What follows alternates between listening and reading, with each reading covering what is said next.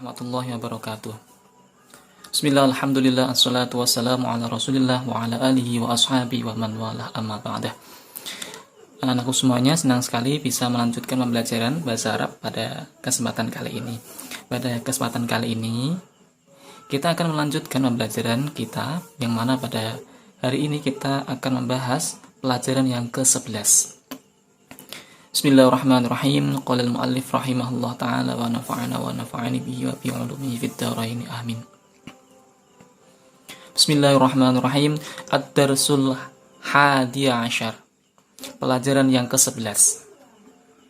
Baiti, judulnya baiti, rumahku. Hadza baiti, ini adalah rumahku. Baiti amamal masjidi, rumahku di depan masjid. Baiti jamilun, rumahku jamilun, bagus. Fihi, di dalamnya, masih ingat ya, hi di situ adalah dhamir muttasil, dhamir yang bersambung. Ada kata fi, huruf jar disambung dengan dhamir muttasil berupa hi. Ya kan, hi itu dibangun dari dhamir huwa, diletakkan dan disambung, maka diganti menjadi hu. Karena dia didahului dengan huruf jar, ya kan, maka harokat dhammahnya, hu-nya diganti menjadi kasrah. Fihi, fihi di dalamnya, di dalam rumah maksudnya, hadiqatun shaghiratun, ada taman kecil, ada taman yang kecil. Hadiqatun shaghiratun, na'at dan man'ut. Hadihi ghurfati, ini adalah kamarku. Fiha, di dalamnya, di dalam kamar. Ha di sini dhomirnya dhamir muttasil. Kembalinya ke siapa? Kembalinya ke ghurfah. Kenapa kok pakai dhamir ha, kok nggak pakai dhamir hi? Karena ghurfatun adalah menunjukkan perempuan, muannas. Fiha, di dalam kamarku, nafidatun, nafidatun ada jendela kabiratun yang besar. Wamir wahatun, dan ada ventilasi. Arti aslinya adalah, ada yang mengatakan tergantung dari konteks katanya. Mirwahatun bisa berarti kipas, bisa berarti ventilasi. Wamir wahatun, dan ventilasi jamilatun yang bagus. Hadza sariri, ini adalah ranjangku. Wahadza, dan ini kursi, adalah kursiku. Wahadza maktabi, dan ini adalah meja belajarku. Saati, jamku. Waqalami, dan penaku. Wakitabi, dan buku-bukuku dan kitabku. Alal maktabi, di atas meja. Wahaqibati, dan tasku. Tahtal maktabi, di bawah meja. Nafidatu ghurfati, ini adalah idhofah, yaitu mudhof dan mudhof ilaih, syibih mudhof.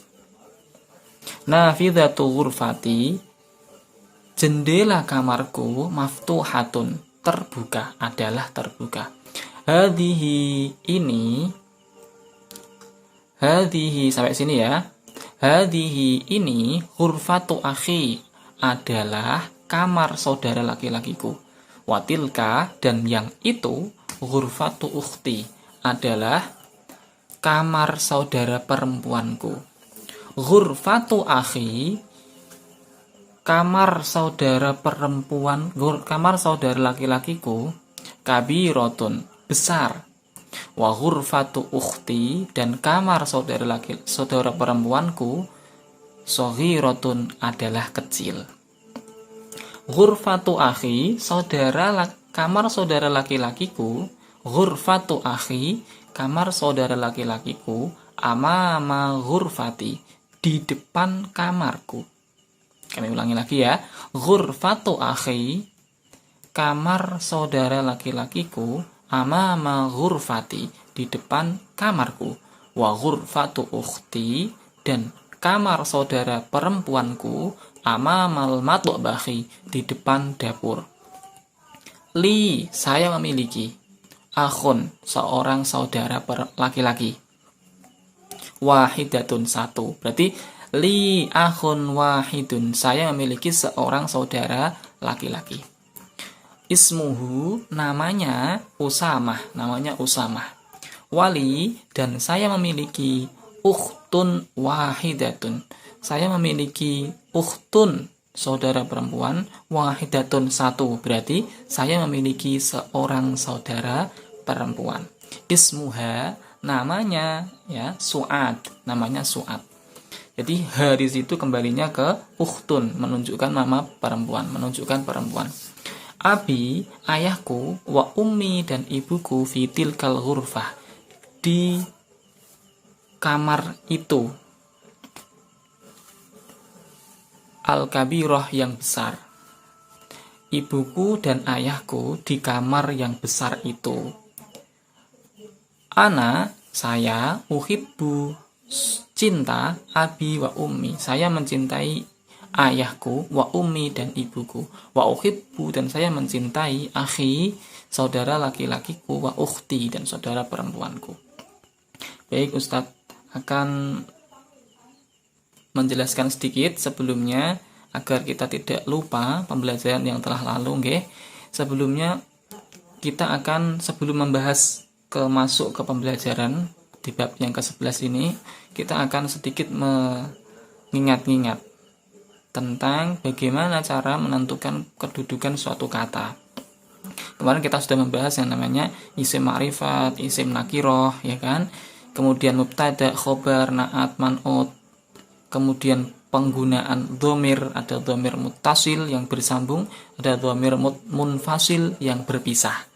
Namun agar kita tidak lupa, maka kita akan membahas bagaimana cara menentukan kedudukan kata, ya kan, dari naskah berikut.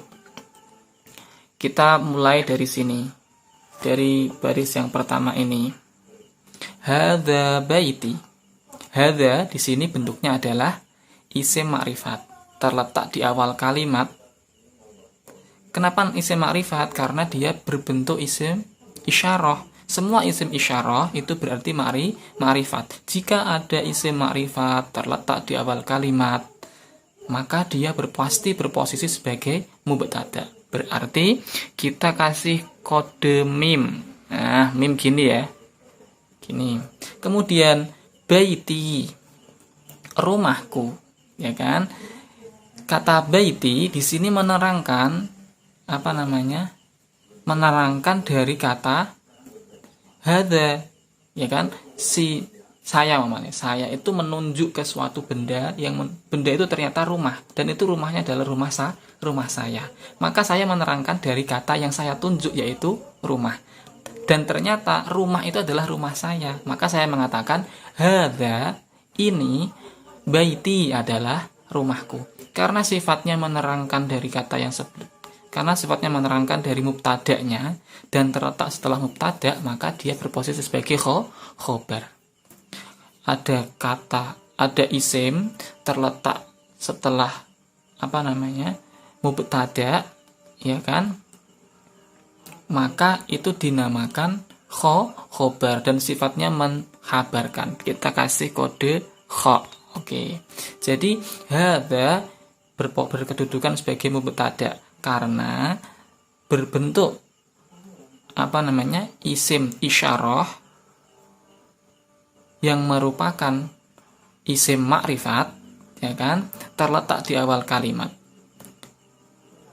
Kemudian baiti itu adalah berposisi sebagai khobar karena itu merupakan menghabarkan dari mubtada', dari kata sebelumnya, ya kan, kata sebelumnya. Ini struktur katanya. Sebentar, saya kasih penjelasan dulu. Struktur katanya adalah dari kata baitun, gini ya, pokoknya ini tulisannya baitun plus ana. Ini namanya adalah penggabungan dua kata menjadi satu, dinamakan idhofah. Yang ini namanya mudhof, Yang ini namanya mudhof ilaih. Maka ketika ana itu terletak dan digabungkan menjadi satu dengan kata yang lain, ya kan, itu berarti namanya dhamir muttasil, bentuknya menjadi ya. Baiti. Oke, gini ya. Baiti. Sampai sini paham ya? Penggabungan dari kata baitun dan ana, ya kan, karena ini digabung menjadi satu, ya kan, maka dinamakan dhamir muttasil, dhamir yang tersambung. Kata ananya diganti menjadi ya. Gini, namanya ya mutakallim. Lanjut. Baiti amamal masjidi. Kemudian sebelumnya saya melanjutkan dulu penjelasannya. Baiti di sini adalah termasuk isim ma'rifat karena ada penggabungan dua kata namanya idhofah, dan idhofah itu semuanya termasuk dalam isim ma'rifat. Lanjut, baiti amamal masjidi. Baiti, kata baiti termasuk ma'rifat. Kenapa ma'rifat, Ustadz? Karena ada penggabungan dua kata yaitu idhofah. Tadi saya jelaskan ya. Semua kata ma'rifat yang terletak di awal kalimat, ya kan, maka itu termasuk mubtada. Amamal masjidi, di depan masjid, ya kan, di depan masjid. Karena sifatnya menghabarkan tempat dari rumah saya, maka dia berposisi sebagai khobar. Penjelasan lebih detailnya seperti ini. Khobarnya khobar apa, Ustadz? Nah, khobar itu macam-macam. Khobar yang Ustadz terangkan di pembelajaran yang lalu, ada yang namanya khobar syibih jumlah. Ini sebenarnya kita belum sampai sini, tapi karena pembahasannya sudah ada, maka kita bahas sedikit demi sedikit saja. Amamal masjidi ini posisinya adalah sebagai khobar. Khobarnya namanya khobar syibih jumlah. Kenapa Ustadz dinamakan khobar syibih jumlah? Yang membedakan dengan khobar yang lain tuh di sininya. Ada kata amama. Amama itu adalah dzaraf. Ada kata dzaraf di depan, amama di belakang, waro'a di bawah, tahta di atas, fauqa ya kan di samping, jiwaro dan lain-lain. Itu adalah namanya dzaraf.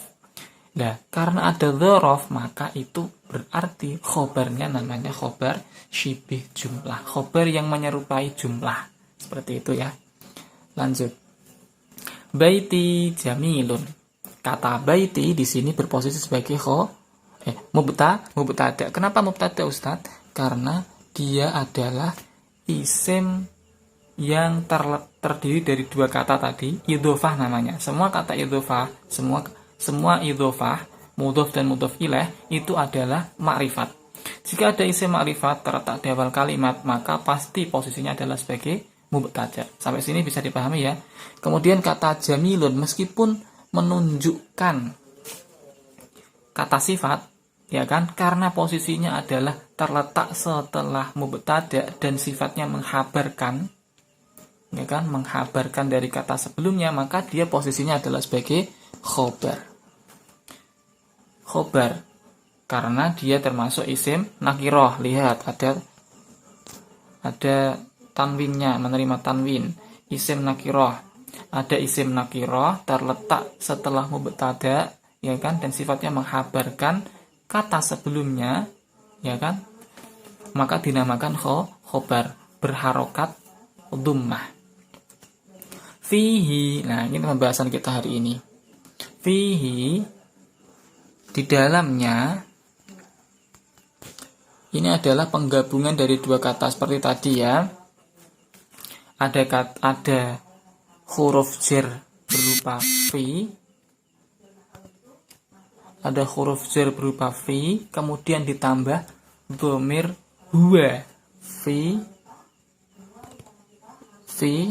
kemudian dhamir huwa. Ini digabung menjadi satu, namanya idhofah. Karena terletak di belakang, ini Ustadz menjelaskan sesuai dengan tingkatan kalian, tidak saya detailkan agar bisa diterima dengan mudah. Maka kata huanya diganti dengan ha. Ya. Aslinya hu gini, ya kan? Karena diawali dengan huruf jar berupa fi, maka dhammahnya diganti harokat kasrah. Fihi. Di dalamnya, nya kembalinya ke rumah. hadiqatun, ada apa namanya, taman, ada kebun, shaghiratun, yang kecil, ada di dalam rumah itu, maksudnya di pekarangan rumah, mungkin di belakang atau di samping, ya kan, atau mungkin memang rumahnya itu agak besar, di tengah-tengahnya ada taman kecil. Lah kata shaghiratun di sini posisinya adalah sebagai naat. Kemudian hadiqatun di sini selain berposisi sebagai khobar, dia berposisi sebagai man'ut atau yang disifati. Ini sifatnya, ini yang disifati. Apa namanya, harokatnya naat itu mengikuti harokatnya man'utnya yang disifati. Kalau yang disifati dhammatain, maka dia juga ikut dhammatain. Kalau yang diikuti adalah kasrotain, maka yang dia ikut kasrotain. Yang diikuti adalah, yang disifati adalah mu'annas, tun, maka yang mensifati juga mu'annas, shaghiratun. Paham sampai sini ya?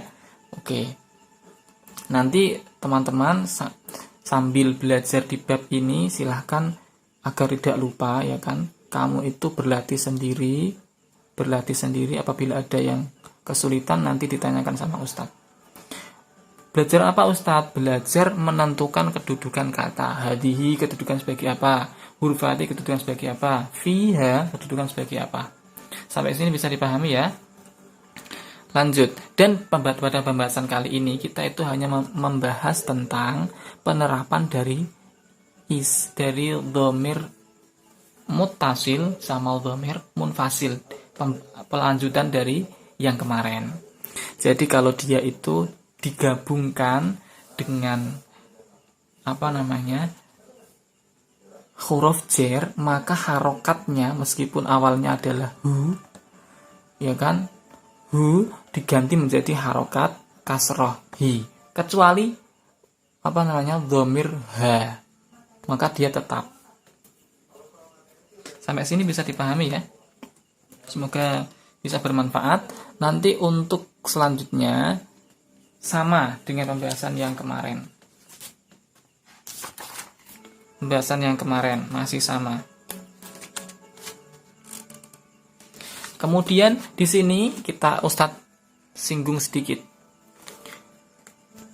Ada juga nanti yang namanya, ini cuma saya singgung sedikit ya, kita belum sampai sini.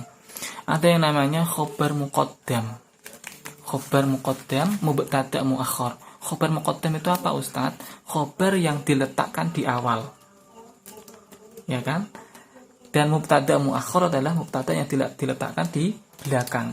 Contohnya seperti kata ini, kalimat ini. Bentar saya turunkan sedikit dulu. Gini. Kata fihi hadiqatun shaghiratun. Ini namanya adalah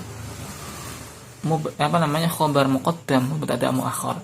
Kata fihi di sini kan bukan berupa isim, ya enggak? Isimnya justru di belakang, ya. Ini namanya mubtada'nya ditaruh di belakang, khobarnya ditaruh di depan. Boleh apa enggak? Boleh, tapi namanya nanti berbeda.